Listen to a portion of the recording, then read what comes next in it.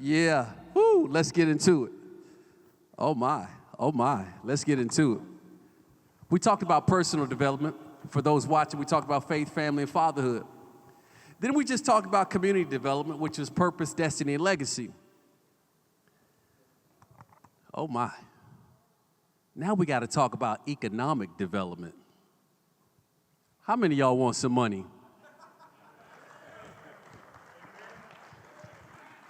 People in church always like, how many of y'all want some money?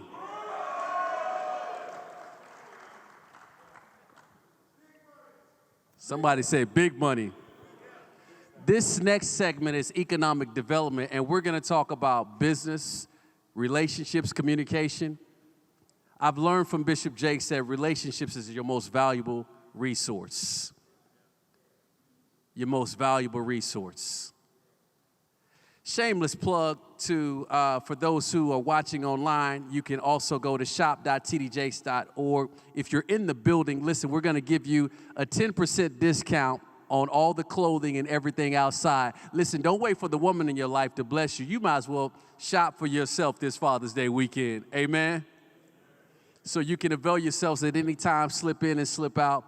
We've got all the shopping there. Let's talk about business, relationships, and communication, men. Now, Brother Lubbock, your bio is too extensive for me to read it all. But straight up out of Dallas Carter, Adwell, if I'm correct, junior high, you're homegrown. You get a D1 scholarship to University of Kansas. Yes, sir. You're a safety. Free and strong safety. Rover left, keep full back. That's that old, I'm sorry, that's that old Odessa permit in me. We cool with Dallas Carter now. That's all good, it's love. It ain't the real story, but it's all good. Oh, wow. I was trying to give a shout out to Friday Night Lights. Now you're trying to give out shout out to the Carter movie. It's okay, it's okay. My bad. You go from the football field, D1, and then God elevates you. You work for USC for a moment of time, some various places. Now you work for Vista Bank. Yes, sir. You create some things on your own, realty, if I'm correct. I meet you at a city councilman meeting. Lubbock was going off. I'm gonna just tell y'all the real story. He's going off about how we need to empower the community, how we need to help more churches, how we need to help more people. I said, yeah, I love that. I was trying to help the brother who was there from another bank. Lubbock didn't expect me to say that. How important is business, relationships, and communication? And how important is economic development to our community? And what do you do? Thank you so much, first and foremost, Pastor Dobbins, for the opportunity to the Potter's House. I want to start out by saying, all glory to God. It's not by my will and by my own decision that I'm here. I'm not here by my decision. I'm here by God's destiny and promise over my life. And so I grew up in the church, grew up in a single-parent household. I grew up going to Lighthouse Church of God in Christ, if anybody's familiar with 8th and Corinth. All right? Kojic, you can't just join in, you got to be born in, all right? And so growing up with my pops at the time and my mom, married and both evangelists. My pop goes to prison for 10 years at the age of 9. Wow. So I'm already affected in the church in terms of how does an evangelist go to prison? Preaching God's word. So at that time, I quit playing football. I was playing for the Oak Cliff Jets. My Little League coach, Willie Weeks, who is now, I call him my father, because he stepped in and fathered me. You don't have to be biologically, tied to a man to be his father. And so he stepped in and said, son, God has a great anointing in favor of your life. He's going to use the sport of football. It's going to take you to everything that he wants to do for you in your life. I'm standing up here today as a living testimony of that being true. And so I went on playing, football, all sports greatly, Carter High School. Mike Hicks was my running back. I was the safety back there in the back playing with him and Crab. And so got a full ride to the University of Kansas my junior year. All these things I'm saying in context because I wasn't even in banking. Ahmad could definitely tell you, I have no banking background. I know people. And God has blessed me with people ever since I was a little bitty kid. The word says is that your gifts will bring you before great men.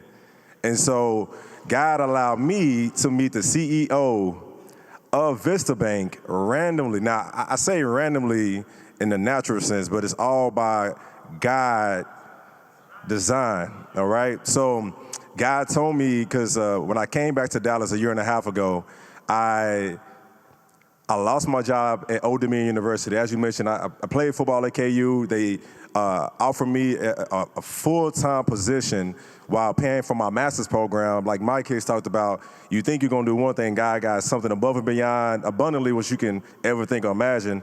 And so that ended up opening up doors for me to work in college athletics, KU, University of Kansas, USC, Fight On, and then ODU. And so we lose a $3.5 million budget cut. That brings me back to Dallas. I become a substitute teacher at Kip Truth Academy. I'm like, God, how the heck I'm going to take care of my wife and my daughter off of a substitute salary? God showed me when I was a kid, when my pops went to prison, my little league coach stepped in and took care of me. And he said, he showed me a vision of me teaching a bunch of young kids that went through worse things than me. He said, you think it's about you? This ain't got nothing to do about you. He said, you're going to take that job, and I'm going to show you what I'm going to do. I said, well, you got to, I'm trying to wisely steward financially. I need you to help me out on the finances. You're trying to manipulate God. I mean, same thing that Moses did, he asked for Aaron, right? And so I'm like, God, what can I do to help, take care of my family and provide? He said, you're going to create your own business, fitness and consulting. I brought my best friends who played in one place in the NBA, Tarek Black, and the other one, Jeremiah Hatch, who does real estate for CBRE. They come together, create a real estate company, bring me in. Now I'm director of strategic partnerships and leadership for Built-In Realty Group, doing commercial and residential. I'm the co-founder of Camp Exposure. It's a nonprofit. It is a faith-based, holistic youth development program that allows young student athletes to use the God-given abilities in order to transform themselves in the community at the same time. And so I do all of this. Going back to when I met the CEO, that day after my fitness workout, because I do fitness and consulting for my own business, God told me to go to Lucky's. I was like, I live in Oak Cliff. I'm born and raised. I'm a resident. Chick-fil-A right down the street. I'm not finna go way to Lucky's. I'm like, let me see how far it is. It's 35 minutes away. God said, go now. Strong conviction. I go. I get there, talk to a friend about, how my day was going and self-care, self-awareness, because I was out to eat solo. And as I'm talking, a white man sitting across from me just nodding his head like this.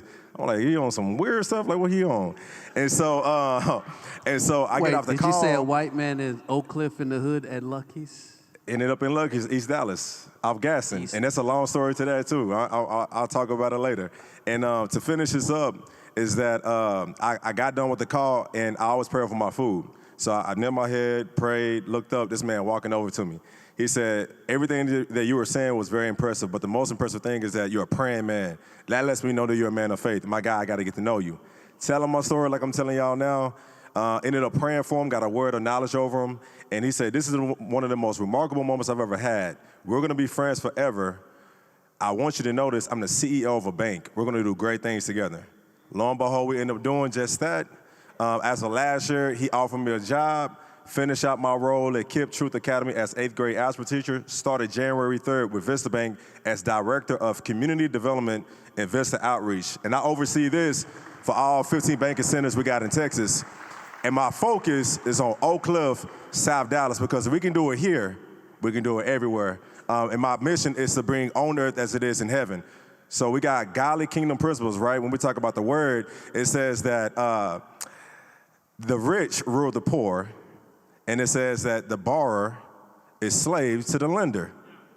Okay, we ain't gonna talk about lending yet on the SBA side, stuff like that, Ahmad, but it's important to understand that, we have a misconception when it comes to economic development.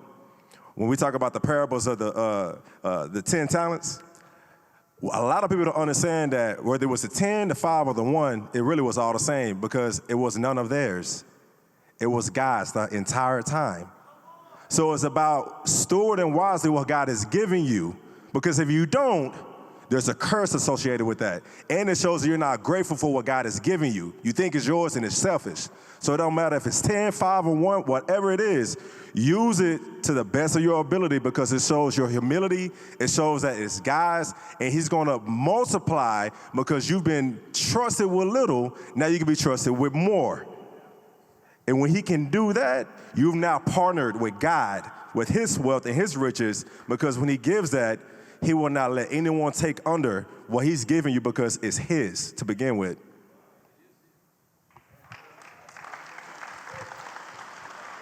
This is a bank executive preaching to us, only at the Potter's House.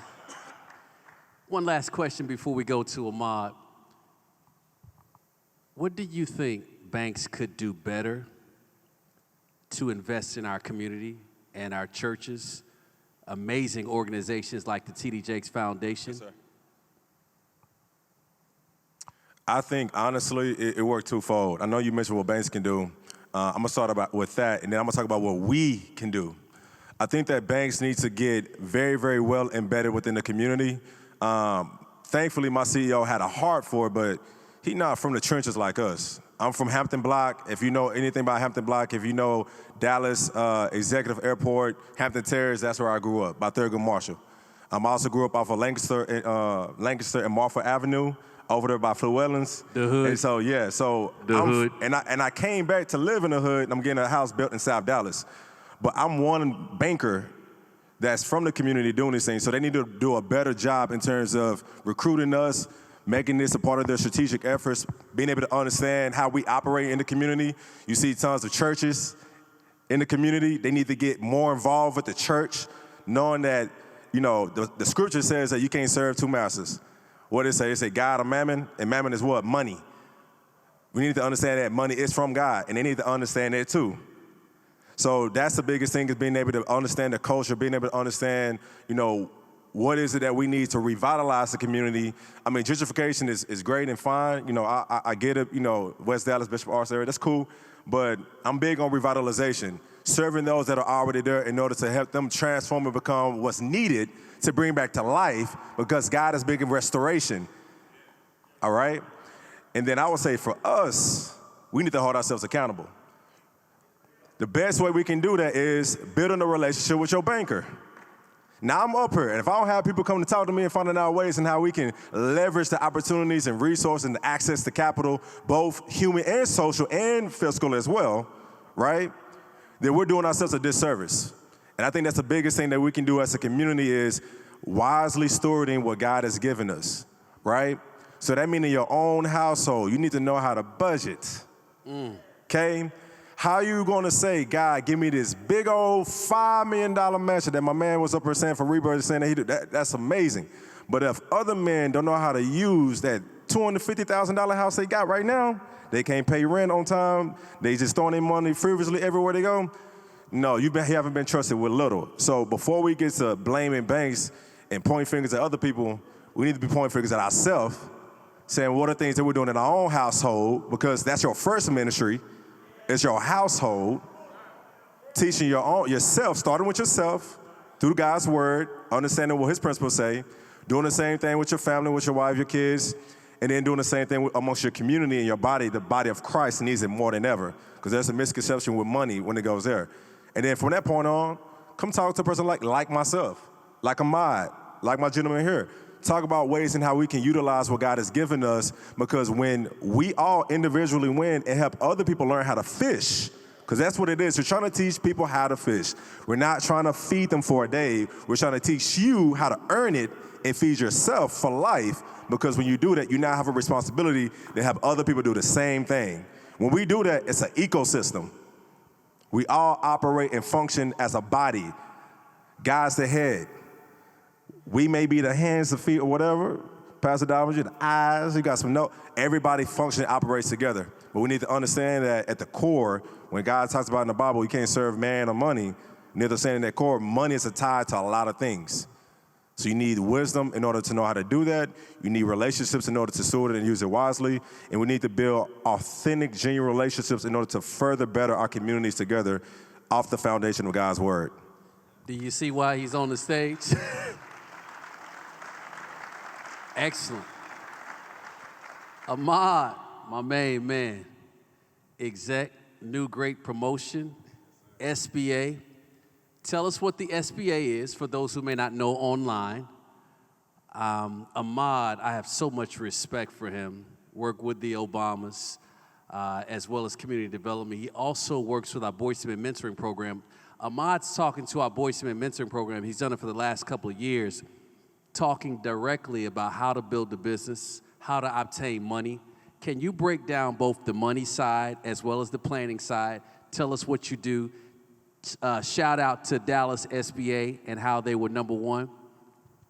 Absolutely. Well, first of all, thank you for this opportunity again, and shout out to the Boys and Men. I had the opportunity to speak to them twice, and when I tell you that's a great group of bright minds, when I was there, I was like, wow, y'all are making me think harder than the business school students that I speak at Baylor University. So very impactful group, and if you're not involved with it, definitely get involved. So the SBA, who has not heard of the Small Business Administration? Wow, awesome. Well, COVID did put us on the map. We did get put on the map. We used to be called the best kept secret in government, but due to the Paycheck Protection Program and Economic Injury Disaster Program, we have been put on the map. And there were some issues with that, especially within our community, and we'll talk more about that later. But the SBA is a federal agency. It's paid for by who? That's right, which is who? Absolutely. So every program and service that we offer, how much are we going to charge you for that? That's right, absolutely no cost. So we are a federal agency that was funded and founded in 1953. The head of our agency is on the president's cabinet, so it goes to show you how important the particular work that we do in impacting our local economies. So we are there to help you start your business and grow a business. So that's your federal agency that's dedicated for that purpose. We have loans to help you do it, and we have a wealth of financing programs that you can tap into. Anybody's gotten an SBA loan in here? Wow, wow, wow, wow. That's something that we need to improve on as an agency. We do, in my local market, maybe about $1.8 billion. I cover 72 Texas counties. That's a lot of money. Did you say B, 1.8 billion? Exactly. With my 72 Texas counties, last year, in 2021, we did $1.8 billion to only 1,800 small businesses. That's a low number, but a large dollar amount. Why is that a problem? That's a problem because we have financial institutions that are really coped on doing these larger loans. Our average loan size is about $700,000 a year. People that look like you and me don't need that much money, averagely. We need those smaller loans, those $150,000 loans, those $200,000 loans, those $50,000 loans to help our businesses get up on our feet and get up and running. So that's what we're doing. That's my mission, is to make sure that the SBA is out there and working with our lending partners like Vista Bank and working in the southern sector. Over the last few months, I've been in black churches to make sure that my people know the resources that are available to them to take advantage to either start their business or take their business to the next level. So it's extremely important. What percentage of businesses fail within the first 5 years, and why do they fail? Actually, I have a better statistic for you. Businesses typically fail within their first 18 months of business, simply because they're not prepared of what they're getting themselves into. And another great thing about SBA, man, we are a wealth of information within our agency that a lot of people just don't know about. To help mitigate that particular statistic, we have various counseling programs. So we can counsel you and consult you, mentor you, as long as you need us for whatever issue that you're experiencing with business. We could do that for you. How much are we going to charge you for it? Nothing. If you go out and hire a private consultant to mentor you and coach you and consult you in business, it's going to run you $600 to $700 an hour. We do that for you completely free. Companies like Apple, for instance, the first company in the world to ever reach $1 trillion, got assistance from SBA. Companies like FedEx. But look at the background of those businesses and look at the businesses that look like you and me. We got to do better. Wow.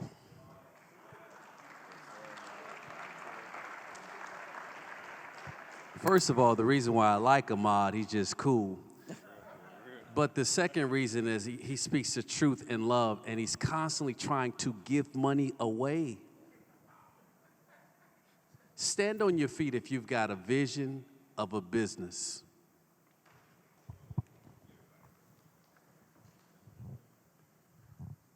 I get to, I'm gonna stand. That means that for several hundred men in this room and for those watching online, Ahmad is your guy. The SBA is the launching pad. I want you to talk just a little bit more. You guys can be seated.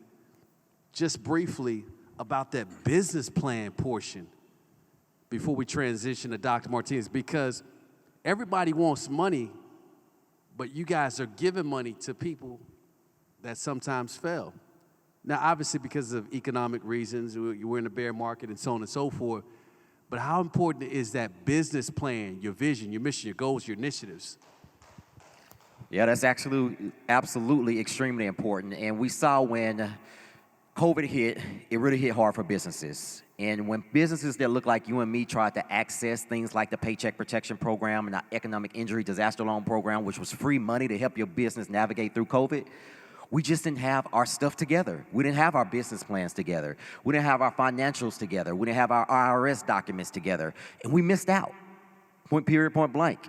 So it's very important to make sure you have all that information together. Again, we have resources to help you get that information together, help you get that business plan so you can plan. If you go to a bank, if you go to Vista Bank, they want to see your business plan. They want to see those projections. They want to see how you've performed. They want to see how many employees have you hired. What are you doing to contribute to your local economies? They want to know all that information before they invest their dollars into your inspiration, your dream, and whatever your business is. So definitely consider working with us to get your business plan together, get your documents together. We want to make sure that you're prepared to go to these lenders, get money, not fail, but be successful. Listen, my next guest is chomping at the bits to dive in. I know him. But before we do that, let me tell you my personal vision is to see your potential become performance. You got all this great potential, but the reason you're not performing at the level of your potential is because in the middle is pain. And some of you are putting too much pain on yourself because you're trying to do it all. Before you go see the bank with Brother Lubbock in the middle, Lubbock Smith, I need you to see Ahmad Goree on the end. If you go see Ahmad, he's going to show you how to get your business plan together so that you can get some money from them and the bank.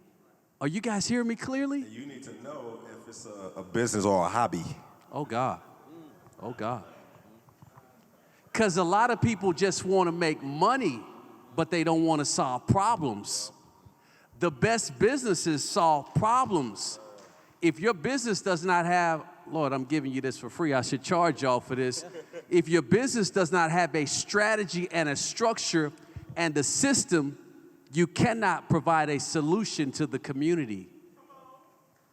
All you need, oh God, is the right vision, and the money will come. Listen to me good. Stop trying to say, this is what I'm going to do. I'm going to save my money. No. Just write the plan. What you say, Habakkuk? Write the vision and make it plain so that these bankers and SBA can help you clarify who you are on paper. Once you know who you are on paper, then I don't want to overspeak for you guys, but once you know who you are on paper, then your business shall be funded, cut out a salary for yourself, maybe a couple employees, just depending on how you rock and roll with it. You've got your costs, your shipping, your Shopify. Come on, y'all, talk to me now. You got your manufacturing, you got your marketing. Come on, Dream was just up here. You got your advertising, you got your human resource, you got your digital marketing design, you got your warehouse. All you have to do is, I'm about to jump off this stage. God has given you a blank check. It's up to you to cash it by faith. If you write the vision, man, you keep saying you're a man of destiny. How is the destiny going to become legacy if you don't realize the purpose of the business? All you have to do is write it, and these guys are saying they will help you write it and then fund it. I'm sorry, Dr. Martinez. I met this young brother. First of all, I'm preaching at a church. I'm preaching at a church of a friend of mine whose testimony is amazing. Shout out to Pastor Lewis Henfield. Pastor Lewis Henfield is somebody who I used to see while I was ministering in prison. He was in prison as an inmate. He came in when he was younger. I told the older OGs in the prison, because I had clout, I used to come see the guys. listen, if you listen to me, I know it's going to all make sense, economic development. Those who come see you in prison, you're going to respect them the most. So I told the guys, I said, hey, look out for this guy right here. He's young, he's new, protect him. They watched over him. He gave his life to Jesus Christ. He gets out, he starts a church. I'm preaching at his church, and up comes this old backslidden preacher in the altar call line. Oh, did I call you? I didn't mean to say that like that. Oh, you talking about me? Martinez comes, sincerely gives his heart to the Lord and begin a relationship. Little did I know he had a passion for community and economic development and just recently got his doctorate.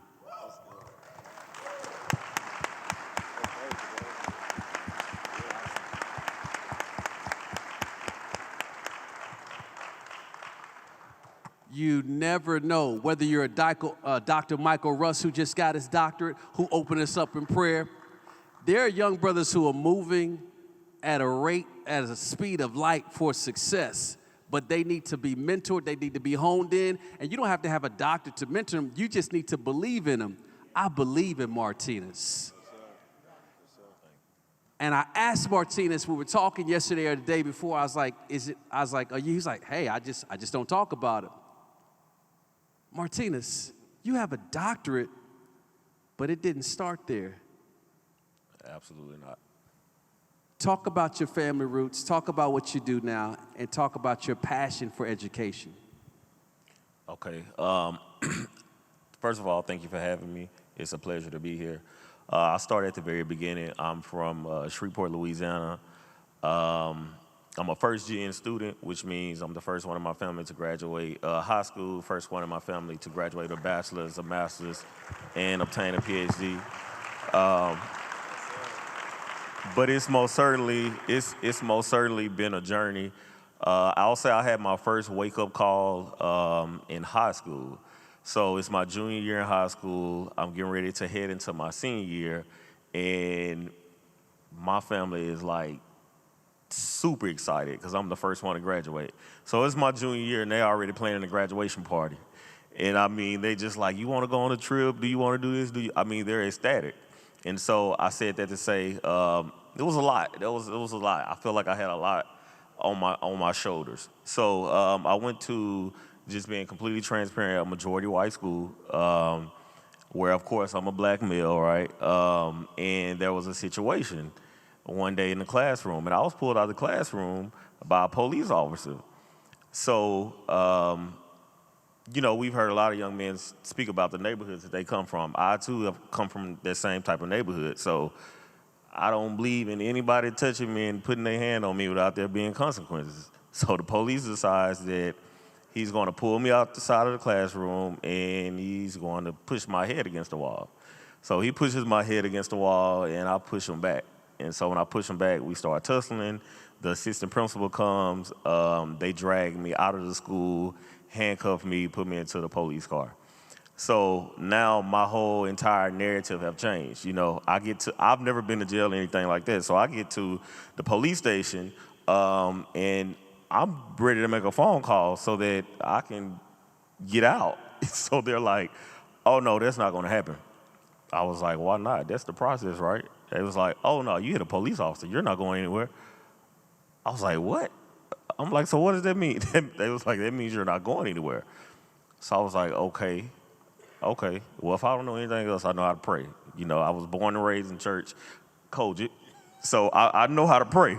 Like, I know how to talk to God. So I'm in a cell, and I'm praying, and I'm just like, okay, what in the world have I gotten myself into? I'm in a school uniform. With a school ID badge on, and you have, no disrespect, but criminals. Like, man, I'm not supposed to be up in here. Like, what's happening? So they come. So they process me, and so I read everything that they have, and all I can read is no bond, right? And there's nothing wrong with my comprehension, but I just wanted to be sure. So I asked the lady that was processing me. I said, "What does no bond mean?" She said, "It means you don't get a bond." I said, "So what does that mean?" She said, "You don't go home." I was like, okay, all right, let me just talk to God because these people are not trying to help me. So someone comes in later on, they tell me, they're like, hey, you're going to see the judge in the morning. Okay, thank you, Lord. You're going to get me up out of here. So I go see the judge. He give me a bond. I bond out. And they tell me I got to go back to court. So, my family's like, okay, cool. We're going to get a lawyer and take care of all that. So I feel like as long as I got a lawyer and they took care of that part, like it was pretty much over. So then I learned like there's another part to it. Like you can't go back to school. You've been kicked out of school. And that hit me hard. I'm like, I've been kicked out of school. Like these people planning a graduation party.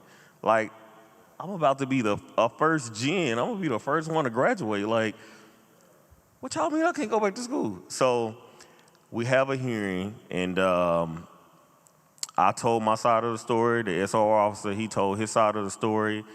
And this guy that was actually conducting the hearing by the name of Mr. Russian, he said, well, I'll be honest, you've already been kicked out. He said, your paperwork is already at the alternative school.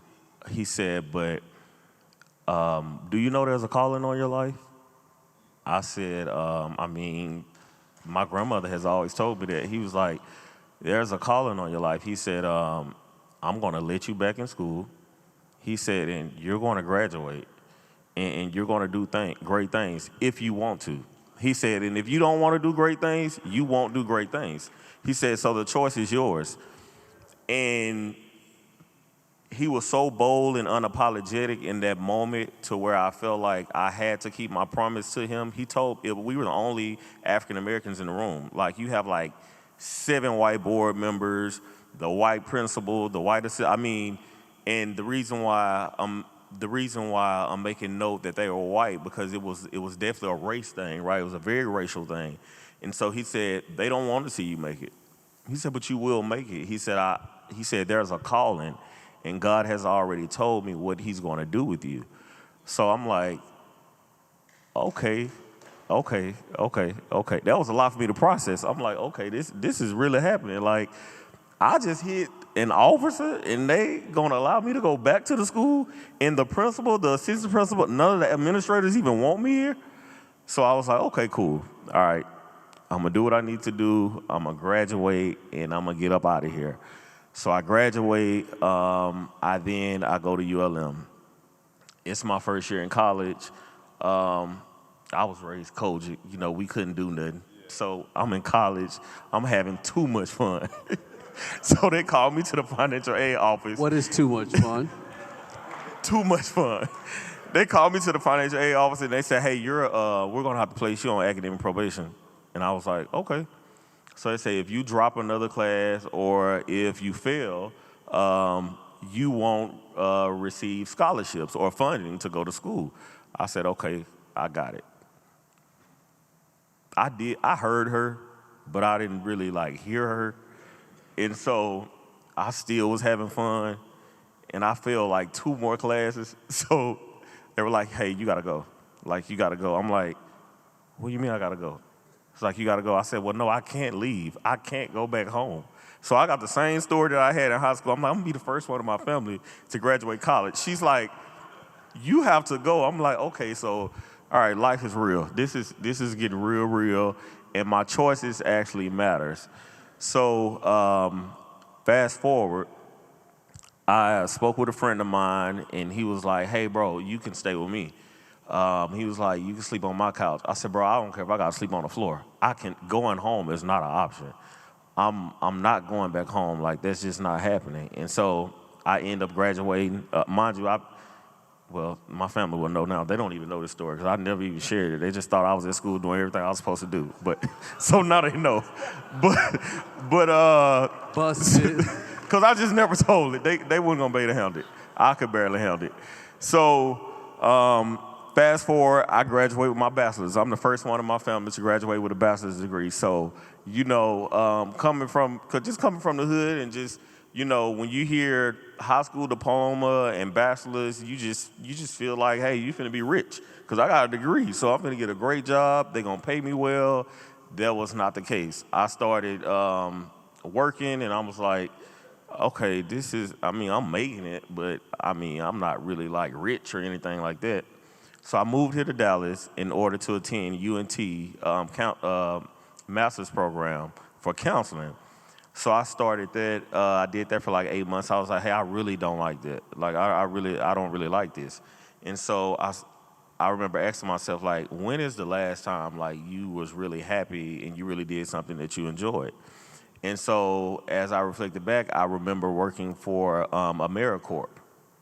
And so working for AmeriCorps, it was like school after school. You were like an after-school teacher, and I was like, okay, I really enjoyed that. Let me see how education works for me. So I started subbing, and I was like, okay, I really like this. And so the next year, I became a teacher. And so I taught for 2-3 years, and I was like, I really like this. Like, I like pouring into kids. Like, I like building the connections with the parents. I really like this, but at the same time, I don't like that there's so much red tape. I don't like how the system is set up and designed. I don't like how there's so many stumbling blocks. Like, there's too many things in a way for kids to be successful, African American kids specifically, right? It's too many stumbling blocks. There's too much going on. So I said, well, I may become an administrator. So then I looked into this PhD program, and I spoke with someone there, and they were saying, hey, well, the only way you could be in this program is you need to be in an administration position. So I said, okay, I'll do that. So I said, well, let's just see what happens. I'm gonna go ahead and do the application. I had the interview, they accepted me, they was just waiting on me to go, and I told them, I said, well, hey, I'm gonna defer this until I find an administration position. That was like a Thursday. I remember driving home to Louisiana on a Friday just to kind of enjoy my family.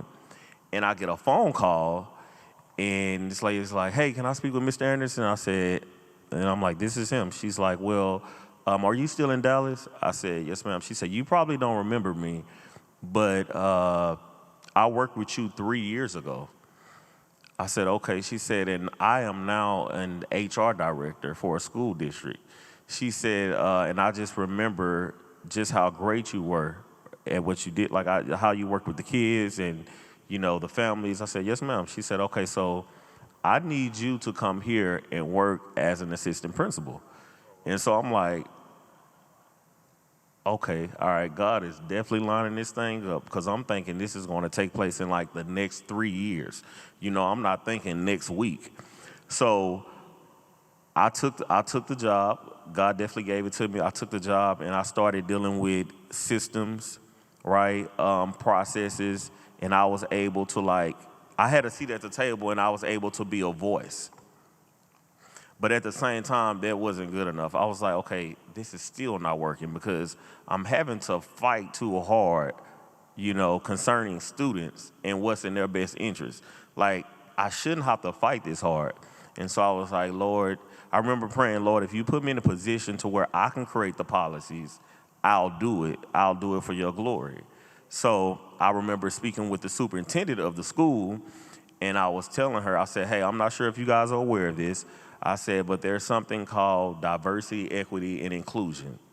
And I think we'll benefit greatly from it. We definitely need that here, because our kids here don't feel like they belong. And don't get me wrong, it's a very diverse population. People tend to look out at crowds and say, oh, it's a very diverse population, because you see black people, white people, Hispanic people, you see boys, you see girls, you know, you may see different age groups, so people automatically classify that as diversity. But without inclusion, there is no diversity.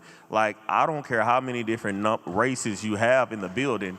If you can go to a student and a student says, I feel like I don't belong, I feel like I'm not included, that's not a diverse space to be in. It just doesn't work like that. So I remember speaking to the superintendent about this, and I said, hey, I'm going to create this position. I was like, so I was mad because of all the things that they were doing. So I said, I'm going to leave. I'm leaving here. But at the same time, I care about the students. So I'm going to create this position, because I need these students, I need this to be a conducive environment for them. So she's like, okay, yeah, go ahead and create the position. And so I created the position, like everything about the position, I created the entire department. And she goes, so when you want to start? I said, oh, I was leaving. I just was going to give this to y'all for the kids. And she was like, no, I think you're the man for the job. And I said, okay. I said, so what would I be doing exactly? So she said, exactly what you created. Like you created that. So Wait. So you're first gen, graduate high school, college, you become assistant principal. You created a position just to help, but then you end up being the person in the position. right, I was crazy. Yes, God. All God. All God. I want to be, wow. So I became the director for that position, and at that point, everything that I was praying for, right, I was actually living in it. Like I was the person to write and create the policy for our students. It was like, we need this, and that.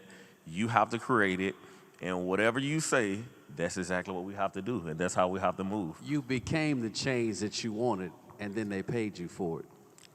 100%. Don't go anywhere. Last thing I want to briefly get to, Martinez, you did all of this without growing up specifically with your father. Right. Yes, sir. Can you take 30 seconds to share your relationship with your father? Because I think it might encourage somebody out here who doesn't have the best of situations. Yes, it's a very strange relationship. Very strange relationship. I think he went to jail when I was in the 7th grade. He went to jail when I was in the 7th grade. I'm trying to see where to even start. So he went to jail when I was in the 7th grade. We speak from time to time, but not as much.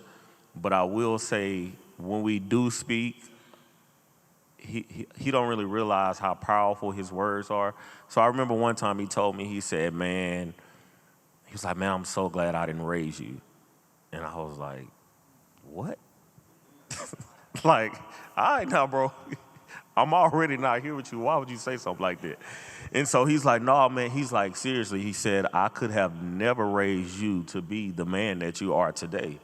And so him saying that to me gave me another level of respect for him. And it did something with that pain, with that anger, with that resentment, because of course it was a lot of that, which, in terms affected like pretty much all of my relationships, But when he did that, it was almost like, it was like a weight lifted. I was like, okay, you know what? Maybe he really did do the best that he could do, and sometimes, God's way of saving you is hiding and protecting you. And of course, it doesn't always look like what we would imagine that to look like. But with him saying that, what I heard him say was, God had to hide you from me because of what you needed, I just couldn't give you. And so, I don't know, and I use the word strange because although I respect him for that, there's still a lot of trauma that hasn't been processed that we need to work through. So yeah, I'll just leave it at that. Wow. I bring that up because this is Dr. Martinez.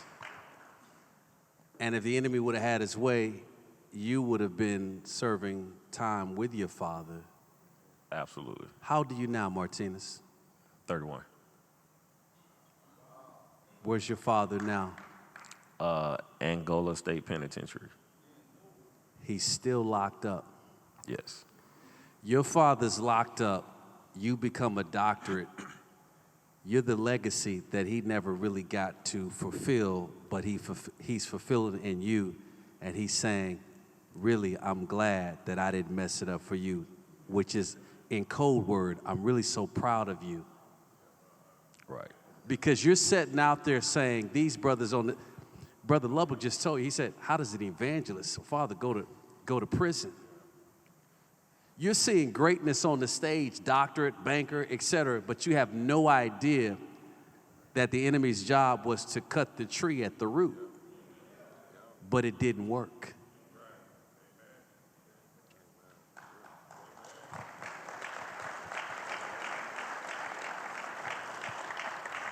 There's always a hidden message. I bring these brothers to the stage because they're a representation of your life. You're really anxious about this weekend and tomorrow because some of your fathers weren't the best.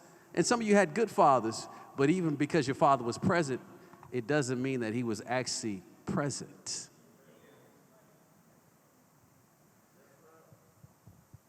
Would you guys take, we're way over time, 10 seconds each to look into the camera to tell somebody online how they can make it? And let me tell you, I've told you this privately, I'll tell you this publicly. Man, I'm so proud of you instead of your father. And whenever you're ready, you know I told you, let's go see him. Angola Prison in Louisiana was created, the name Angola, like the country Angola, Africa. It was created because they had a large portion of slaves in Louisiana working the cotton and the rice fields. The slaves were from Angola. It started out as servitude, really as an expansion of the slavery in that area. I'm not saying his father was innocent, I'm just giving you a background. But he cared so much about community development, but he doesn't realize that his destiny is tied to his roots. And it's not all worked out yet. And so thank you for saying that. Because your story, everybody wants to get on the stage and say, I overcame this, but nobody tells the testimony in the process. Lord, I feel something. Because I think you're a miracle, a manifestation.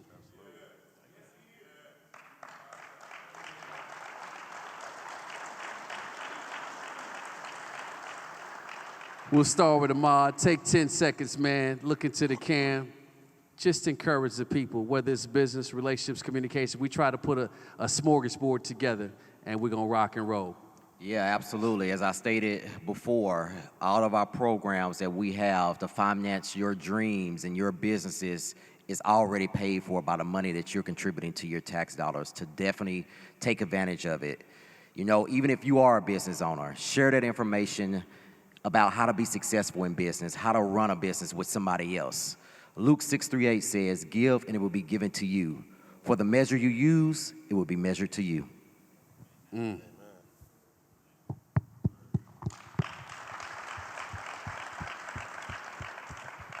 Love. I honestly would say, chase purpose, not profit. Because if you chase profit, you'll be chasing it as your purpose for the rest of your life. But if you chase purpose, profit will follow you wherever you go. Now, that's a saying that's common. That's something that I learned a long time ago, and I've lived it out, and I'm an evidence of it. But now I believe for 2022, God said he want to double it up. So now chase greatness, and purpose and profit will follow you wherever you go. So I think that once you do that, you become the change that you want to see, make impact, teach others how to fish, and we'll see the change that we want to see together. Dr. Martinez.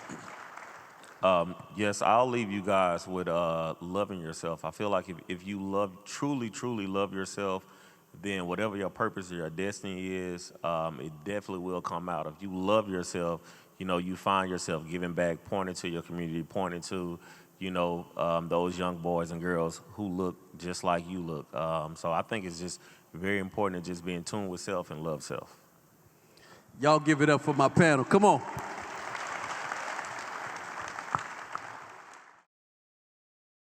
We talked about personal development, community development, economic development. Let's talk about technological development. How many of you all want to own property? How many of you own property? How many you want to own more? Okay, let's sit down and talk about it for just a moment. There's physical property. You're watching online. This is probably, I try to save some of the best for last. There's physical property, and then there's virtual property. Mark, what do you do? What's your passion? You recently stepped away from a couple of companies. You started your own. What do you do? What kind of deals are you making? How do you get to these 3,000 to 5,000 home projects? Talk to me. Hey guys, I'm Mark Allen. I'm Mark Allen. I created Onyx Legacy Group, which is an African-American-led commercial real estate brokerage. And so we're super excited about that. For the most part, throughout my career, I have focused on, in essence, the sale of apartment buildings. Majored in real estate in undergrad. Lift your mic just a little bit.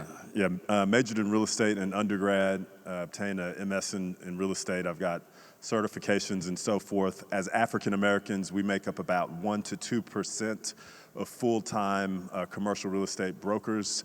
I think we own about 4 to maybe 5% of commercial real estate throughout the United States, which is, these are relatively low numbers. And so one of the reasons why we created Onyx Legacy Group was to also allow African Americans to get into the business and participate. Often we're stiff-armed at the larger firms, for whatever reason that could be. I could go into that, but I won't today.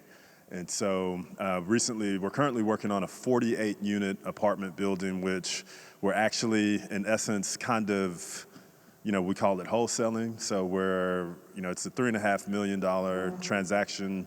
We're selling it to another group for about $3,730, somewhere in there. And so I've been fortunate. I prayed to have a young man that I could kind of groom in the business. So 5 years ago, I was, Cortland was somewhere praying. His name's Cortland Charles. He was somewhere praying that he could get into commercial real estate. I was praying to hopefully find somebody that could be a good teammate and, also be African American. So he came on board. We've been working together for 5 years. We haven't had one argument. So thank God for that. Y'all give it up for Mark Allen. Now, notice Mark said, I was doing this for 3.5 million, 3.7, The Harvard Business School, did it really teach you what to do in real estate, or did you have to get your hands dirty? I'm sorry, the Harvard Business School? Yes. Yeah, so I did get an opportunity to go to a real estate executive program at Harvard, which, like many of you, I'm from those same neighborhoods. I've never met my dad. I found out my father's name when I was 27 years old. And what's interesting, Pastor Dobbins, Mark, that wasn't even his real name. Turns out it was a different name. I just learned that this year. So I've been trying to trace my roots, for multiple reasons. One is also, you don't know, if you have something hereditary. You don't know if you have sisters and, other family members. Now, this is something I never talk about. Usually in professional settings, I haven't ever used that kind of story or anything like that. But, I thought God brought me here, fatherhood. You're doing multi-million-dollar deals and you never met your father? Never met him. Do you know his full name? I do now, as of this year. As of this year, you just found your father's full name. Correct. Successful in real estate. You got the cool drip. I see the shoes with the jacket. Yeah. Multi-million-dollar deals, but just found his father's name. What excuse do you have? This is a question. I thought we were at a men's meeting. Because my brother MacArthur Glaze said sometimes we make so many different excuses while we're not successful. My daddy, my mama, my poverty, my situation. This man just found out his father's name this year. How old are you, Mark? I'm 45. And he's 45 years old, but he pressed through anyway. Y'all better give it up for Mark Allen, period. You're online, you know how to use the emojis. I'm gonna come right back to you, Billy. Alvin Hope Johnson. Man, I'm not going to even read this 80 million page resume, but you've been in real estate 35 plus years, CEO. The plus part. Plus part. You started as a handyman selling painting and repair door to door. You become the CEO of Multifamily Monopoly, MFM. Let me just give you the true story. Processing of developing 20,000 units of high performance. Did that say 20,000? That's what it says. That's not the real number, though. The real number's 100,000. I just can't tell everybody that. See, we had just a few people, most everybody's still in the room, to dip out. These brothers are selling and creating thousands of units of housing. Thousands. Resume says 20 plus thousand, he says 100,000. God saved the best for last. Because oftentimes, no shade, you see him on IG, we're starting to highlight it now, but we don't often see it highlighted, men of color in both residential and commercial real estate. How do you do what you do, and what do you have coming up next, Alvin?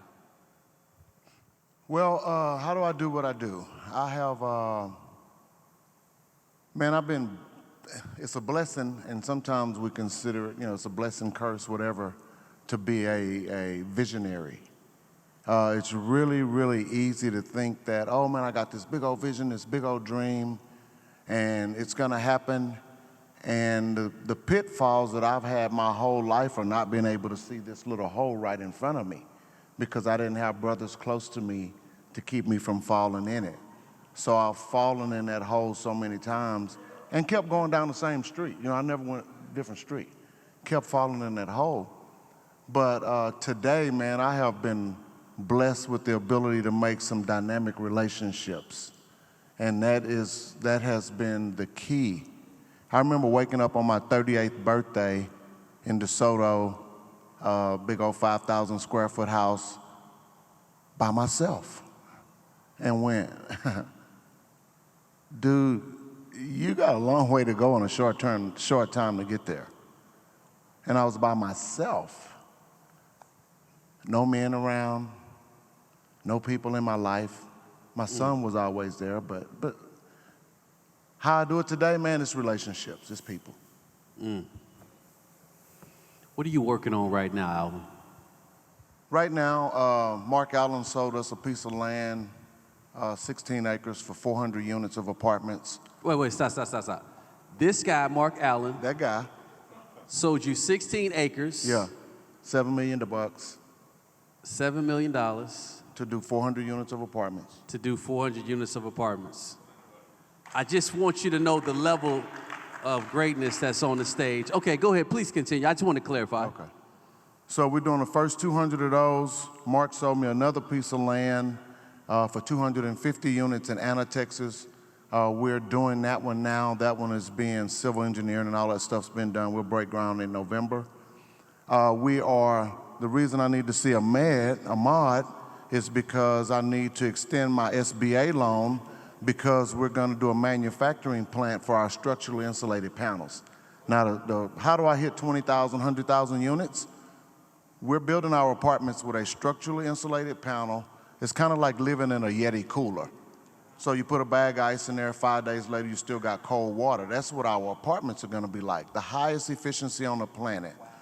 We're going to build those in our own manufacturing plant. This is a proven technique. I'm not inventing anything, but I've been blessed with the guys that have set up some of the best plants in the world to be on my team. They came to me, so I'll get back to that real quick. But after we're going to build this plant, and we're going to go to Texas penal system and get some parolees that can't get jobs and train them to be entrepreneurs in the building trades. So mechanical guys, electrical guys, plumbing. We've got, I've got some guys on my team that are union trained. That don't mean anything, but that means they got a lot of curriculum that's already been proven to get these guys licensed, guys and girls. So man, so somebody said it earlier, self-feeding ecosystem. So we will have a manufacturing plant that builds our walls, that builds our apartments from people that are being repurposed with no thought that they could ever have a business, have a dream, have a job, any of that stuff, to go build our communities, man. That's what we're doing. We're gonna do 20,000 units first. That's in 5 years. We need about 500 million. So anybody y'all know that got 5 million, 10 million, tell them to call me. For real, 500 million. The money comes over every 2 years. We'll give it back. We'll pay. I'm not soliciting for money. I can't do that. But I'm just telling you how the system works. And talk about group economics. That's how we're gonna do it, Pastor. Group economics. 500 billion, group economics. I brought our boys in the room because I want them to think on the level of a king. See, we talk about, we're kings. Do you really understand what kingdom manifestation is? We're not even talking about thousands of dollars. These guys are on levels of hundreds of millions of dollars because the vision, the first thing he said is 5-year plan, we'll pay you back incrementally. And we're working it out because Mark has spoken. We're bringing Alvin in to speak because I want to change the next generation. I want our boys to grow up thinking that this is normal. For your friends to sell you 16 acres, 20 acres, 58, this is normal. And while we're talking about all this physical real estate, our boys will be in a world where there is virtual real estate. Billy, Microsoft giant, just straight all things media, internet, technological guru, videos, pictures, you name it. He's got an extremely bright, creative mind. You just celebrated your sister getting her doctorate, but I think you're next. I think you're getting ready to do, I don't know if I could say that you're doing some work for Yale. You're doing some work for Yale University. What is the metaverse? What is Web3? And what is virtual property? So before we get started, can I have you repeat after me? You ready? That was not a rhetorical question. Can I have you repeat after me? Yes, sir. Anything I can imagine is real. Anything I can imagine is real. Value is and has always been invisible. Value is and has always been invisible. The key to understanding the metaverse, the internet, is something that we in this room, for the majority of us, should have easily. That's because we live in the world of the unseen as Christians, as believers of a kingdom that we cannot see with our eyes. And as African American men, I don't say this often in front of people, but we are one of the most spiritual people groups in existence. We have always been dedicated to the things that we cannot see, influencing the things that we can. And the internet is no different. The internet will be, I think, 40 years old next year. But more importantly, the metaverse is an evolution of the internet we love today. So if you look around right now, I'm sure if you find somebody who's under 18, they're probably looking down at their phone already. Look around, you'll see them. They're already living in a world that you cannot see. They're already summoning and making something corporeal that somebody else imagined. And that is what the internet is made for. The metaverse is an evolution of that. As you've seen, we've become more and more, I won't say addicted, but I'll say inundated. I'll say I'm reliant on the internet. But when you're talking about the metaverse, you're talking about the embodiment of the internet. I am no longer reviewing, reading, watching. I am in that content. It is an evolution of the internet. And the reason I want to say that is because I want to demystify it. Because the idea that I have to have headphones and a tactile gloves and vest is not required. As a matter of fact, when you go home today, if you go search Decentraland and click join as a guest, you can join and get in on the metaverse from your computer or your laptop or your tablet. I'll tell you this, if you have somebody who's under maybe 12, you may have heard the word, raise your hand if you've heard of Fortnite. Okay, keep your hand up. Raise your hand if you've heard of Roblox. Okay, and then everybody put your hands down. Now, raise your hand if you have invested in some V-Bucks or some Robux before. I see you. So you've already invested in an immersive world where people are spending hours. Now, the difference between the metaverse and the internet is what they were just talking about. Wherever there is an apartment, there can't be another. Like, that space is taken, right? It's one for one. Now that the internet is so connected, we can create one-for-one spaces in virtual land. A reminder about real estate, there's 4 types of real estate, right? If I'm not wrong, correct me. Residential, commercial, industrial, and then just vacant land, right? You can own land that's nothing there. You can own land that is industrial, it's making something. You can own something that's for business, and you can own something that's residential. And all of those opportunities exist in the metaverse. And so it's something to consider because we are in a unique position. We're in a unique position because the metaverse, to Pastor Dobbins' other question, is built on what's called Web 3. Really quickly, Web 1 was like when you would go on the internet and you could read something. And then what you read and what I read is the same. Then you have Web 2, which is like Facebook. If I go to Facebook and you go to Facebook right now, my page looks different than your page because the internet is personalizing it. But the difference between Web 1 and Web 2 and Web 3 is Web 1 and Web 2 are centralized. The internet is owned by Google or Facebook or whatever page you're using. But Web 3 is what we call decentralized. It's spread across hundreds of millions of computers and servers across the world, so no one person can say they own it. And because of that, every person has an equal opportunity to invest, to participate, to enjoy the land and the opportunities in the metaverse. It is one of the best investments you can make. Just for reference, I mentioned Fortnite earlier. Most people will say as an objection to the metaverse, it's just games. People are just playing. And you know what? That's probably right. I heard Pastor Dobbins ask some questions earlier today. How many of us had a football dream, an NBA dream? And almost every person's hand in the room went up. I want to give you this. The gaming market is more valuable in billions than the NFL. Jesus. The gaming market is more valuable in billions than the NBA.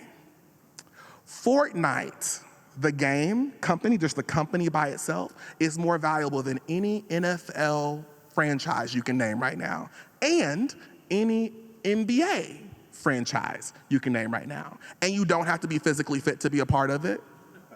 It doesn't take years. It does not take a coach. It takes what you have already. The money you're spending to go hang out with your friends, the money you're spending to travel, the money that we're now putting in gas tanks can be used to take part in a multi-billion-dollar platform. To Pastor Dobbins' earlier comment, I just went to watch my sister graduate with her doctorates in film and television. And one of the commencement speakers told everyone in the room who was graduating with one of those degrees, she said, my family was pushing for me to be a doctor or a lawyer. She said, but as someone who works in television, I get an immense feeling of satisfaction knowing that when doctors go to hospitals to save lives after 12 and 14 and 20-hour surgeries, they take their shoes off, they pour a glass of wine, and they watch my shows.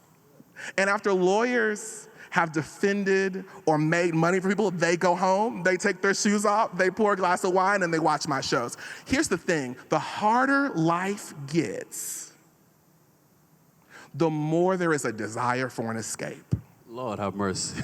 And so you have an opportunity to be a part of that escape. So when you're buying metaverse, you're buying one-for-one land. It's just like it works in the real life with a lot less regulations. You can buy land, you can build things on it virtually, you can use it for advertisement, you can hold it and sell it. It is built on what is called the NFT economics. So NFT is a non-fungible token. I don't think we have time to break that down right now. Give them the 30-second version on the NFT and tell them how they can purchase Ether, because we got to talk about cryptocurrency if they're going to get in the metaverse. So Web3 technology, this new wave of the internet, just like Web2 is categorized by, let's say, social media, is categorized by all the videos you watch online, right? We couldn't do that with the old internet. This new internet is trademarked by 4 things, really. The blockchain is what it's built on. That means it's decentralized, it's pretty much very difficult to hack, and everybody owns it. The second portion of that is cryptocurrency, to what Pastor Dobbins just mentioned. Ethereum is a form of cryptocurrency. Now, I know some of us get a little bit nervous about cryptocurrency because it's not real. I hate to break it to you. Money isn't real. You see, the Bible says all the gold and silver belongs to God. It did not say all the dollars and cents belongs to God. So when we are exchanging what is essentially promissory notes, we have agreed to what a value is because value is and always has been invisible. And then once we all agree and back it, that's what makes it valuable. So cryptocurrency is just as invisible, the difference being it is not quarantined by the borders of countries. So you can't use a US dollar in Angola, but I can use Bitcoin in Angola. Cost me what, 25% of the money I want to spend if I want to send money across the world for the transfer fees and the conversion fees. But if I send cryptocurrency, I don't have any of those. So then you have cryptocurrency. Then you have non-fungible tokens or NFTs. That is an evolution of cryptocurrency.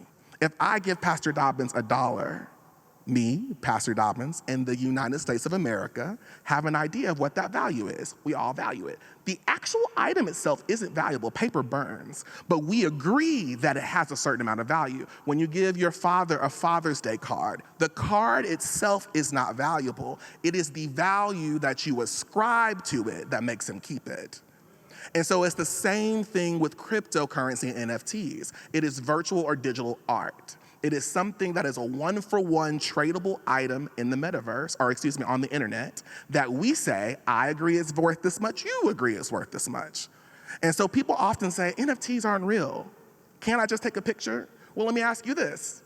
Can you take a picture of the Mona Lisa? Absolutely, I've seen so many of them. Can I sell it for the amount of the original Mona Lisa? No.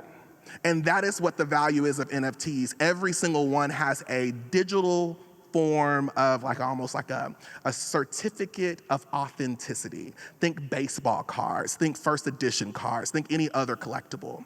So when you take the idea of an NFT, something that I own that I can prove anywhere in the world that I own, make that bigger.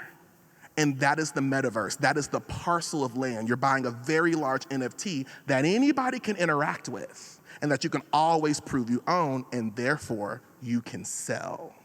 And so the metaverse is a large NFT that is funded by cryptocurrency that is built on the blockchain. And that is your Web3 technologies in more than 30 seconds. Yo, that's give it up. We're gonna try to close out this last segment. Quick question, Mark, Alvin, are you guys seeing people buy real physical property with cryptocurrency yet? Yeah, so right now we have our business has a relationship with Red Swan. And so my real estate mentor is Ed Nwakadi. And so Ed Nwakadi, he ran Cushman & Wakefield's multifamily division here in Texas for about 20 years. He has since retired and created Red Swan, which allows you to take a building and put a coin on it for a portion of the equity. So hypothetically, let's say it's a $100 million building, the owner owes $70 million. Instead of selling the property or refinancing, which could cause him to pay some type of prepayment penalty, Ed can say, okay, let's say it's 55 Main Street, we're gonna take out a $10 million chunk of equity and issue those shares at $1,000 a share. It will have its own crypto coin and so forth. The owner will pay a dividend to that investor, as opposed to now where it's brick and mortar and it takes so long to trade and get in and out of a property. So for example, Alvin and all the deals that he's currently developing, later down the road, if he wants to sell a portion of that equity and maybe one of his partners wants to leave sooner than his 5-year hold or whatever it is, through this vehicle, they can get in and out like really quickly. So it's a really unique thing that we're seeing across the industry. The reason why this is blowing my mind, and we got several thousand people still watching us online, I wanted to expose you to the best and the brightest.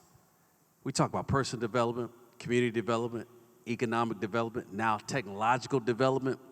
What piqued my interest is when Snoop Dogg invested in the metaverse and bought virtual property. His virtual neighbor bought a property or home next to him virtually for $450,000. And when I saw that Snoop made about $1.3 million virtually for people buying property around him, I thought you might want to do your research, your homework, and look into this while it's on somewhat, it's not even on the ground level now, it's taken off. Listen, I got one last surprise for you, but would you give it up for Mark Allen, Billy Stevenson, Alvin Hope Johnson? Come on, give it up. Give it up for my brothers, come on. This is what men of destiny represent. 1, 2, 3. 1, 2, 3. Who are we? Go ahead, Al. Man, I was at an event 2 weeks ago, Ed Milet, and this is Father's Day weekend. And one of the things that he said that he thought was the worst form of child abuse was raising kids, teaching them that it's okay to settle, where the parents have not gone after their dream. Typically, I wear a shirt that says Dream on Dreamer, because if I can sit here and dream about 20,000 units and dream about all this stuff, I believe that God has put people on this earth assigned to us. When we get in purpose, on purpose, those people will come and help that vision happen. Quit abusing your kids. Dream on, dreamer. Woo! Whoa! I'd like to also invite you, if you'd like to learn a little bit more about the metaverse, you can take out your cell phones and you can text the word, not the number, the word 3 to the phone number 31996.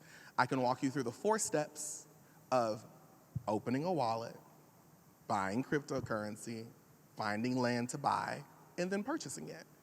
It's really easy to do. It's a great opportunity for you to get very valuable links and information that's out there.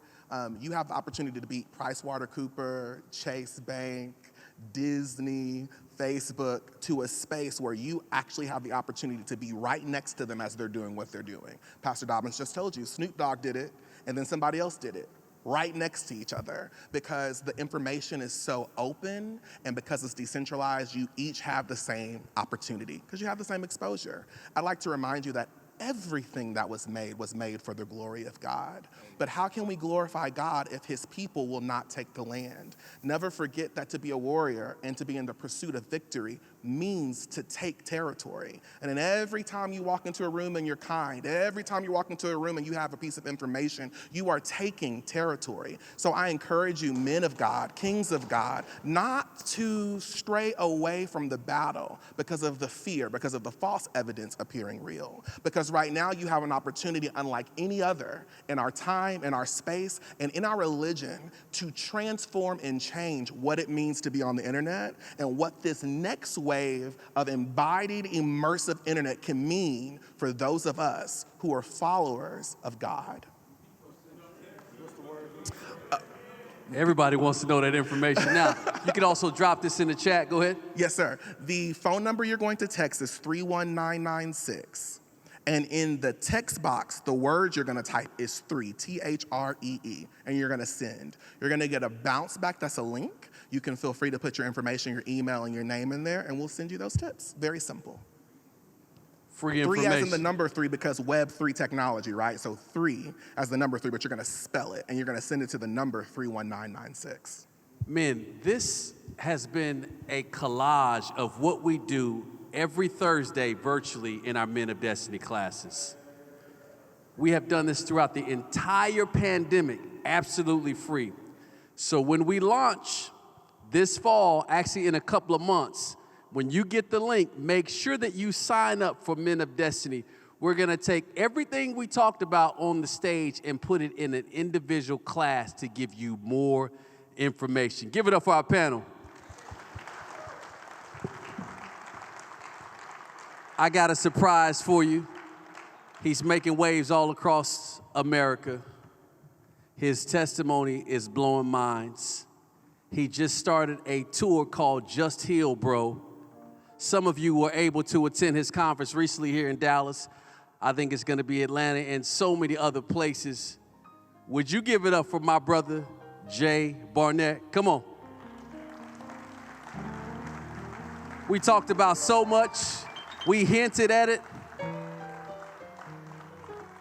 But we got to close this out talking about a portion of mental health. What good is money if your mind can't enjoy it? Y'all give it up for my brother. Come on. How y'all doing, fellas? Good. How y'all doing? Good. Listen, man, I guys, give me about 10, 15 minutes. I know you guys have been here for a great time, but I'm so grateful for this opportunity that Pastor Dobbins has given me to speak and to share with you guys. And I'm also grateful for Bishop trusting him to bring in someone like me to share. About 4 years ago, I was sitting at the Potter's house, and I was at a very difficult time in my life. And so Bishop is speaking, and I think as a brother, something similar to that. In the middle of his message, he says, when I'm speaking, I see faces and they stand out to me. And he said, and you're one of them. And he began to prophesy and speak over to my life.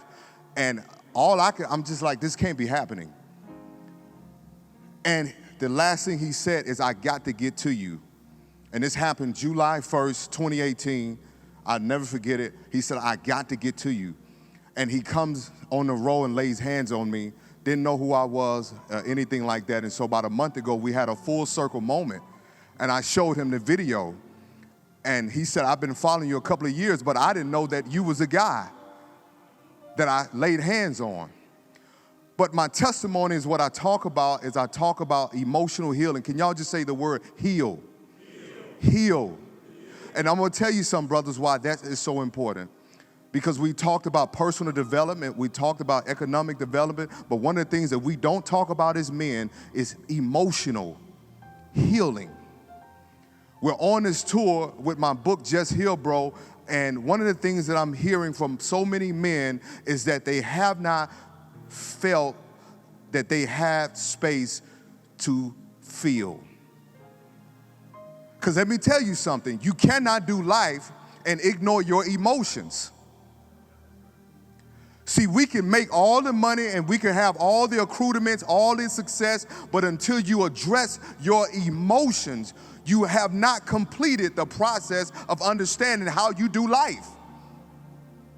Because when I'm talking about mental health, I'm talking about it not just from depression, but from how we do life, from our mental, our physical, and our emotions. And so many of us, we'll come to church and we'll throw our hands up, and many of us are saved. And we're going to go to heaven. We're going to go and be with God. But I can tell you this, a lot of us are not resting well at night.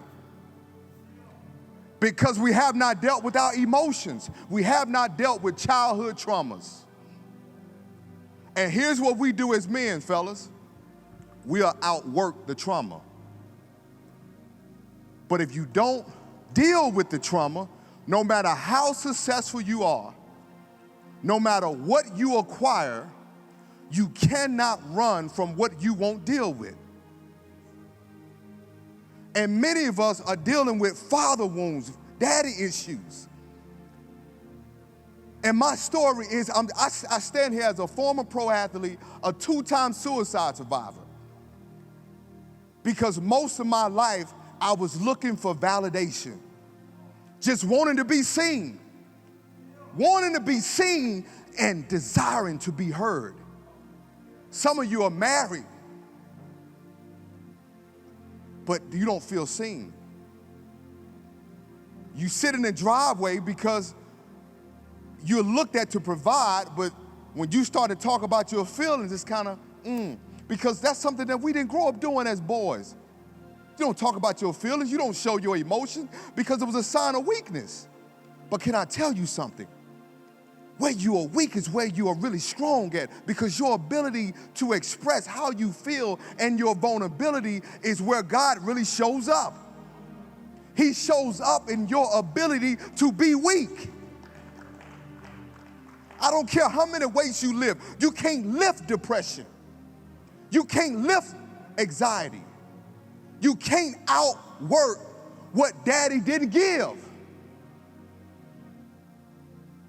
And so what we learn how to do is we learn how to perform. That's what we do, and that's what I did with football. I performed. So when Green Bay sent me home, I didn't know who I was.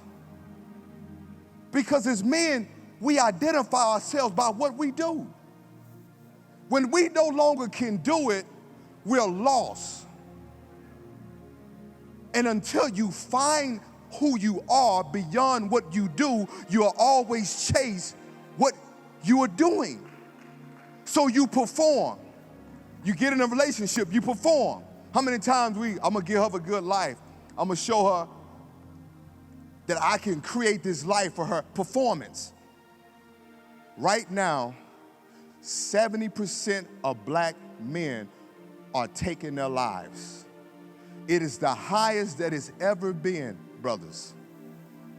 And all of these brothers are not just regular brothers. These are successful men that are not just attempting, but they're succeeding in suicide. Suicide is high amongst men in the church because oftentimes we come to church, we don't feel seen. We feel like it's a place where we can show up, but can I really be open and to say, I make good money, but I'm still broken inside. I got the house, I got the family, but I'm still wrestling with what I didn't get. And until you deal with that thing, you'll keep performing. And let me tell you something, fella, performing is exhausting. Some of you, I'm looking at you right now, you're tired emotionally. Can you really be honest with your wife? Can you really be honest with your family and tell, I'm tired of carrying this burden and feeling like I gotta carry the family? Some of you are sleeping, but you're not resting because you feel like you can't afford to quit. Because if you quit, who's gonna depend on who? Pressure, stress, anxiety, feeling like that we gotta be stoic, feeling like that we gotta carry the load, man, is exhausting. And it wasn't until I went through my healing process that I realized that I had to deal with my own daddy issues. Because when you're dealing with suicide, and from a clinical perspective, suicide ideation, right, one of the things is that most people are trying to get rid of pain. They're not trying to take their life. And you're trying to end the pain, and many times, and I'm gonna tell you, when my parents divorced, I started cutting on myself. Self-harm. Self-harm to ease the pain that I was experiencing on the inside. Because if I cut myself, I can numb whatever I'm dealing with internally. And some of us have found so many different ways to numb out what we don't really want to deal with. How many of you, honestly, know there's some things that you need to address? And let me tell you something. Admitting that you got to deal with your issue don't mean that you're not saved. Doesn't mean that you're not a man of God. It doesn't mean that you're not a man. If anything, true masculinity is in your ability to say, something is not right. I'm hurting right now. I can't carry the family. So many men I counsel. Let me tell you something. A lot of men are married, but who they married to is not who they live with. Who they married to is not who they live with, because I go home to a place where I don't feel emotionally safe. Because let me tell you something, brothers. We fear opening up because we don't want to be penalized for what we share. Can I be real with you? As a teen, say, I'm gonna keep it all the way 100 with you. We fear sharing because let me tell you something. It's not our money. It's our emotions that is our most prized possession. Because when we give that, we're giving of ourselves hoping that I won't be emotionally blackmailed. Some of you love your spouses, but you don't trust them. You love your family, but you don't trust them, because if I tell you my insecurities and what I'm really afraid of, I'm wondering, how will you judge me? Will you still see me as being this Superman? And here is the issue. So many men are battling because their capes have holes in it, and they're no longer able to be the Superman, and the reality is that we're all Clark Kents. And guess what? There's no booth to go inside. The booth was a safe place for Superman. We can't go in and change. So my message and my purpose is dealing with the wounds, wanting to be seen, wanting to be heard, just like David. Because the reality of shepherds was that they were outcasts. And some of you have made it to the place that you desire, but you still have not heard, I'm proud, son. And it's hard for you to look at other men and really love on them, because socially, you had an issue with men because of what you did not develop with your father. So when other men embrace you, it feels foreign to you. It feels weird when another man look at you and say, I love you, king, and it doesn't question your sexuality or question your masculinity. That's not an issue based on that. That's an issue that's based on the little boy was never loved. Because when your little boy is not loved well, the man always shows up to perform. What can I do? Who can I knock down? For those that don't understand that, y'all understand that. And what we've done is we've acquired all of these different distractions. Pornography was so high during the pandemic because for the married folks, you had to look at who you chose, because you didn't have that barrier. You didn't have work. You didn't have that separation of work. You didn't have that buffer where you can go to the gym. Now you woke up, she looking at you and you looking at her, and you question yourself, is this what I chose? See, it's a difference when you only see her for a few hours a day, opposed to you got to look at her all day now. I got to hear these children all day. And so many men, I was on the Breakfast Club, Charlamagne and I was talking about father wounds. When I got off the Breakfast Club that it aired, I had 200 plus requests from men in my DMs trying to get in my office for therapy, because most of them felt, King, I can't be honest with my wife. I can't tell my family that I'm depressed. I seen folks come to church, shout, fall at the altar, and go home and take their lives. Not because God is not real, because you're concealing something that God didn't mean for you to conceal. Brothers, you gotta release it.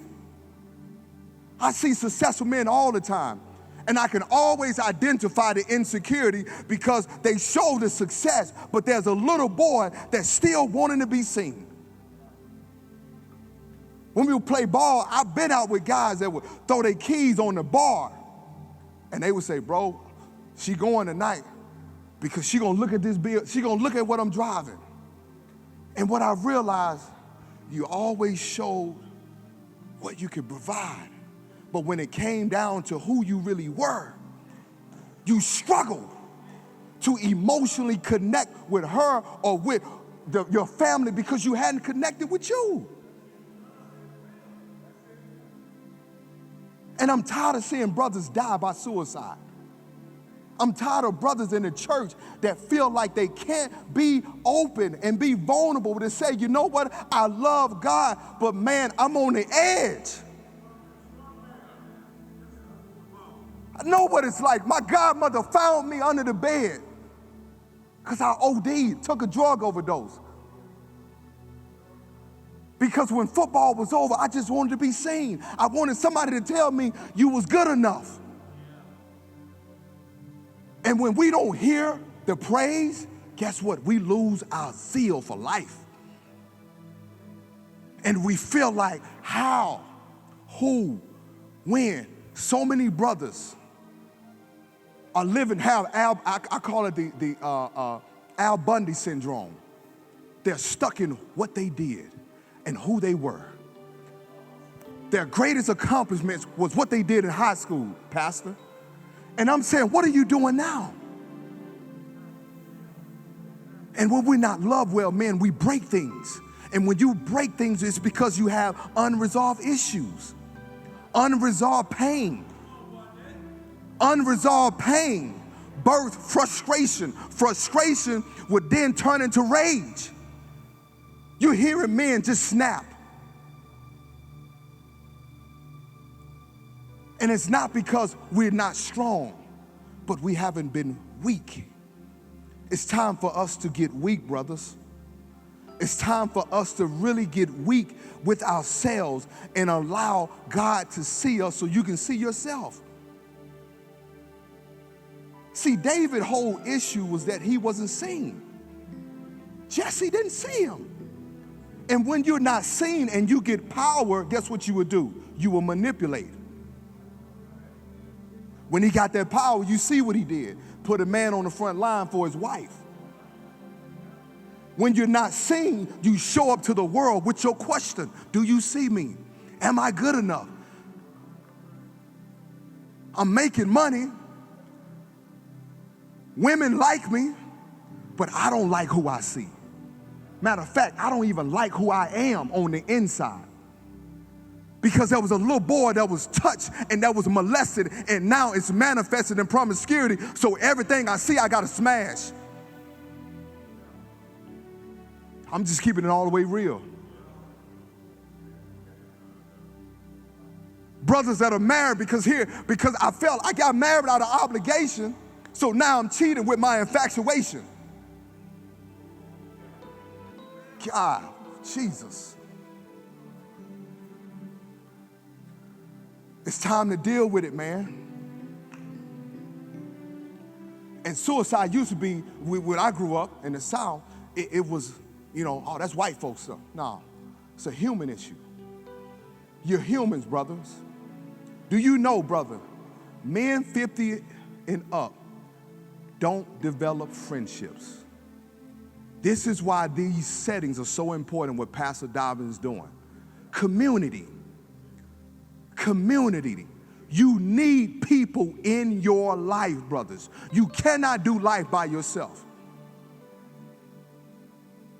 Some of you are loners. And you're not loner because you choose to be alone. You're loner because you don't know how to really social and open up. And study shows that as men, we look for places we can socialize, network, rather than being emotionally. Women are going to look for places they can be emotional. We're looking for places where we can talk and we can be open and not be judged. So I encourage you, deal with whatever that thing is. And as I close, the book that I wrote, Just Heal Bro, and the purpose of this book is journaling. Journaling was how I found my way out. And you can read my story, powerful story. I don't stand here on somebody, I'm a therapist now, a PhD student, all those different things, but 10 years. When I celebrated my 40th birthday in April, it was a big thing because 10 years ago was my second suicide attempt. And when God placed his book in me, Just Heal Bro, last year, and we created this tour, I'm hearing brothers weeping because now they're writing down things that they couldn't outrun. Write it down, journal. Journaling is a conversation with yourself, and prayer is your journaling with God. Write it down, brothers. Talk about it. What was the place that you never forgot? So as I close out, we're going to close out in prayer. If there's some brothers, and this is not an altar call, this is not about coming to Jesus. There are some brothers here that you came in here with an emotional weight on your shoulders. Some of you came in here depressed and not knowing, because depression can look like this. Oh, I'm good. I'm good, baby. I'm good. And go home and sit in the driveway and take their life. And people say, oh my God, I thought he had a great family. He had a great job. And guess what the enemy job is? It's to keep you bound by trauma. And he puts you in a trauma loop. And if you are in this trauma loop, he now controls your destiny. And he'll let you be successful, because he knows you can't outrun what happened. And therapy was a place that I was able to set myself free, set the little J free. Because the grown man kept showing up in places that the boy would always show up. Relationships, couldn't talk, couldn't express, because I wanted to be seen and wanted to be heard. But it wasn't until therapy, and then I had this encounter with God. And God said, you have to heal these things. You have to address these wounds. David, listen to what he said to God. Incline thy ear to me. Because he wasn't heard as a child. They despised him because they didn't even think that he was his brother. They're brothers. So by show of hands, how many of you are weighted down emotionally? I'm not talking about physically, emotionally. Thank you. Thank you. Emotionally, you feel like you don't have a safe place to talk. You feel like you can't be honest. Today, I want you to leave here with the permission to feel. Just because Superman can take a bullet don't mean he has to.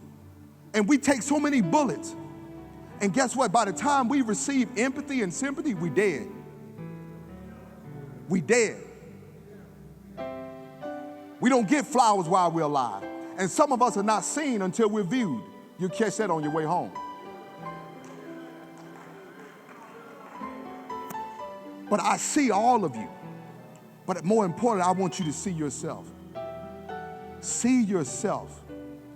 I'm tired of working with guys who they know how to, because here's the thing, money is still new to black people right now. It is. Success. And what is happening is, even with athletes, we know how to get it, but our emotion always destroys it. And I'm right, bro?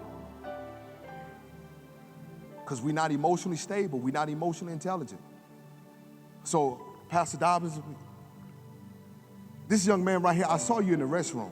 You an athlete? You play safety? Corner? I knew you was defense. When I saw you, I felt the power of God when you walked in the restroom. And I know you didn't see me because we in the restroom. So, we were on a mission.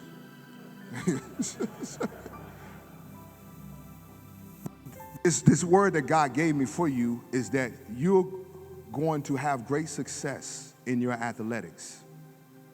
But there's some things that you have to address. There's some memories. There's some PTSD, and PTSD is just trauma, right, from what we've experienced. Post-trauma, meaning that it's happened and there's residue.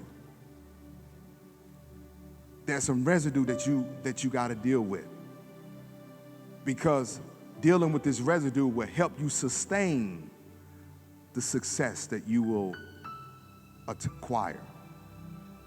And God wanted me to give you that. I don't know what that is, but I'm supposed to give you that word, but you know what I'm talking about.